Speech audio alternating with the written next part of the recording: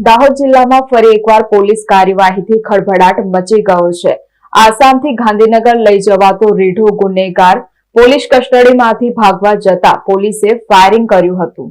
આસામથી ગાંધીનગર લઈ જવાતો રીઢો ગુનેગાર પોલીસ કસ્ટડીમાંથી ભાગવાનો પ્રયાસ કરતા પોલીસે સ્વ બચાવમાં ફાયરિંગ કરવું પડ્યું હોવાની ઘટના લીંબડીથી લીમખેડા જતા માર્ગ પર કચુંબર ગામ નજીક સર્જાઈ છે। આ ઘટનામાં આરોપીના પગમાં ગોળી વાગતા તેને સારવાર અર્થે દાહોદની ઝાયડસ હોસ્પિટલ ખસેડવામાં આવ્યો છે। મળતી માહિતી મુજબ સ્ટેટ મોનિટરિંગ સેલની ટીમ આસામમાંથી રીઢો ગુનેગાર અશોક બિશ્નોઈની ધરપકડ કરી તેને ગાંધીનગર લઈ જઈ રહી હતી। રાજસ્થાનના બાંસવાડાથી ઝાલોદના લીંબડી વિસ્તારમાં પહોંચતા આરોપીએ અચાનક પોલીસ કર્મચારીઓ પર હુમલો કર્યો હતો। આરોપીએ સીટ બેલ્ટ વડે પોલીસ કર્મચારીઓનું ગળું દબાવવાનો પ્રયાસ કર્યો હોવાનું પણ સામે આવ્યું છે। ઘટનાની જાણ થતા દાહોદ જિલ્લાના ઉચ્ચ પોલીસ અધિકારીઓ સહિત સમગ્ર પોલીસ કાફલો ઘટના સ્થળે પહોંચ્યો હતો। સમગ્ર ઘટનાની તપાસ શરૂ કરવામાં આવી છે અને સ્ટેટ મોનિટરિંગ સેલ દ્વારા આગળની કાર્યવાહી હાથ ધરવામાં આવી રહી છે।